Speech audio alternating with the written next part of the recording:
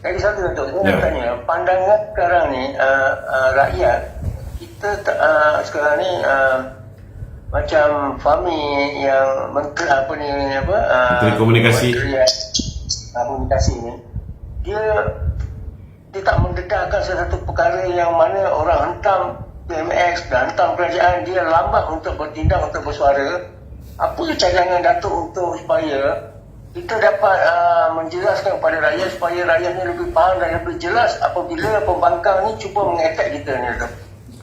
Saya nak beritahu bahawa kerja menteri bukan semua benda dia kena jawab, kan? Kerja menteri ni dia jaga overall, kan? So dia punya kerja, dia melahirkan banyak jurucakap, kan? Dia pastikan bahawa setiap kata orang tu ada mass marking ke, kan? Ada pihak, contohnya macam Jacom, kerja dia jaga yang ni. Media perpaduan jaga yang ni. Contohnya media parti-parti, kan? Dia punya job specification dia. Bukan semua benda yang YB Fahmi kena jawab, walaupun dia Menteri Komunikasi. Tak semestinya semua benda. Benda-benda yang penting barulah menteri sendiri yang jawab. Tetapi yang penting sekali, ada job delegation yang baik, ada pasukan-pasukan di setiap agensi kerajaan di bawah KKD untuk memantau setiap urusan di bawah Kementerian Komunikasi dan Digital ni. Okey. Ya, soalan yang terakhir, Datuk, saya nak tanya pasal kemaman ni, Datuk. Ya. Apa perancangan kita untuk kemaman ni? Adakah PN telah bersedia untuk mengarungi, untuk menang kursi sulung dekat sana sebagai ahli parlimen? Apakah kita dah bersedia ataupun kita belum bersedia, Datuk? Saya nak yang pandangan yang tepat, Datuk, supaya jelas. Saya tak boleh bagi pandangan yang tepat. Tetapi saya nak beritahu tugas memenangi kursi kemaman yang mereka menang 9 bulan yang lalu dengan undi majoriti melebihi 27,000 undi.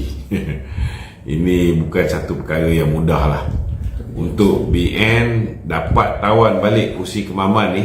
Setidak-tidaknya, kalau tak campur undi baru ni, kita kena menawan setidak-tidaknya 13,500 undi. Kalau jumlah peratus keluar mengundi sama, sudah pastilah dalam pilihan raya kecil peratus keluar mengundi ni tak sama. Dan saya lebih nak menyasarkan supaya walaupun kita berusaha untuk memastikan kemenangan di kemaman ini, tetapi saya mempunyai keyakinan bahawa prestasi kerajaan perpaduan ini semakin hari semakin baik. Yang saya boleh pastikan ialah insya-Allah majoriti yang dimenangi oleh PAS di Terengganu, di Kemaman ini pasti akan merosot dengan drastik. Pasti akan merosot dengan drastik. Dan kalau kita kerja betul-betul kuat dan kawan-kawan kita di Terengganu ini buka mata, lihat apa yang berlaku di Terengganu, lihat apa yang berlaku di negeri-negeri di bawah pentadbiran PAS, saya yakin tidak mustahil benda yang susah nak menang ni pun boleh menang. Boleh menang. Okey. Terima kasih, Datuk. Itu sekian, terima kasih, Datuk. Semoga tim Datuk terus berjaya dan mantap. InsyaAllah. Okey, Tok Fatul Alim, silakan Tok Fatul Alim. Assalamualaikum, Datuk. Tahniah di atas kemenangan di Pelangai. Terima kasih. Dan saya tengok Datuk. Isu yang saya nak bawa ni berkenaan dengan parlimen hari ini, di mana saya pernah cadangkan dengan Datuk dulu kita wujudkan semula PLKM, tapi atas kita punya ni lah dan dia punya cara lah, tidak seperti yang sebelum ini membazir, kita guna, kita sewa tempat. Jadi cadangan yang dibuka sekarang ni kita gunakan kem tentera dan turunan kem tentera.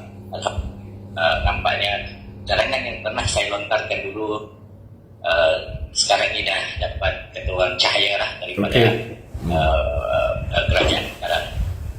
Jadi isu yang kedua berkenaan dengan beras yang disorok di Kelantan. Tadi saya termasuk satu room Kelantan ke Kedah? yang punya lah kebanyakannya Kedah ya. Saya masuk tadi, memang saya kena bandul lebih lah berkenaan dengan beras yang disorok oleh satu syarikat yang kalau tak silap saya, bacaan saya telah disamankan. Jadi benda itu diorang menafikan. Jadi saya dalam tu kena bandul habis. Dia bukan sorok tu. Dia isu dia bukan sorok. Isu dia tak bekal. Walaupun dia dapat pembiayaan, dia tak bekal. Itu yang menyebabkan shortage, kekurangan bekalan. Sebab dia tak membekalkan. Ya. Dia sepatutnya dapat peruntukan 100 juta untuk bekalkan setahun.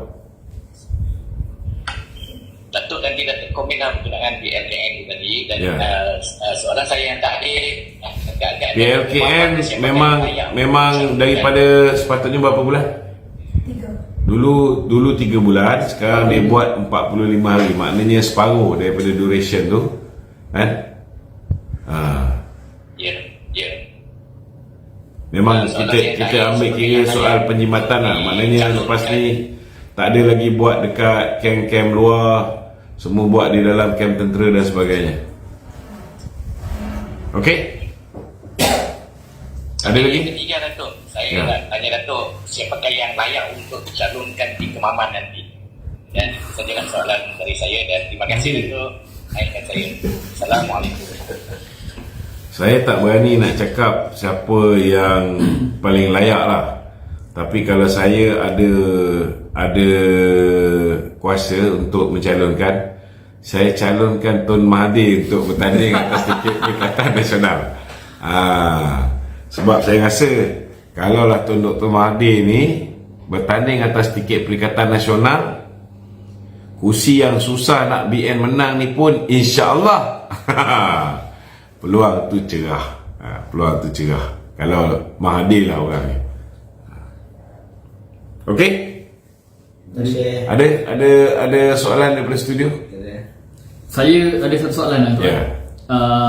Saya sebelum ni Tok ada buat laporan polis berkenaan dengan pemimpin PAS ni yang mengatakan pengundi pelangai ni bakal kena neraka sebab membiarkan BN kekal memerintah.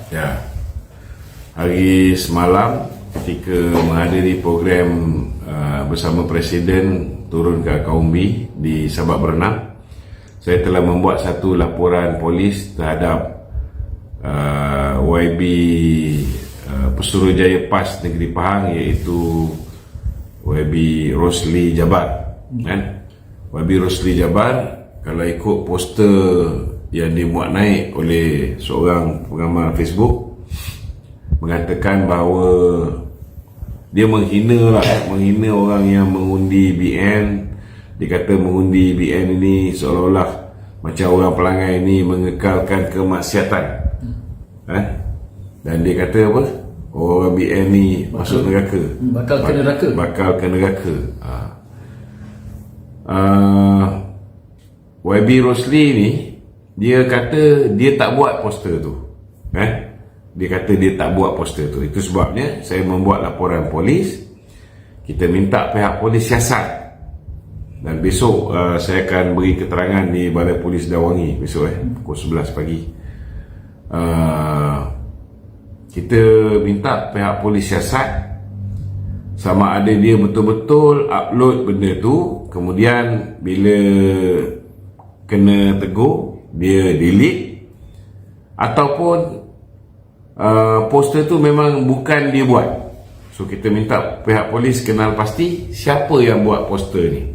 Kerana bagi kita, pertama sekali, kalau benda tu betul, ianya satu fitnah, satu penghinaan, dan ianya menjejaskan maruah kita, orang UMNO. Dan kalau benda tu tak betul, saya rasa orang yang mereka poster tu pun patut dihadapkan ke muka, pengadilan. Tak boleh dibiarkan macam tu saja. Politik fitnah ni kita harus hentikan. Tak kira lah sama ada fitnah tu dibuat oleh orang yang pro kerajaan perpaduan ataupun orang yang belah-belah Perikatan Nasional ni. Ianya tidak sepatutnya dilakukan oleh mana-mana pihak. Okey?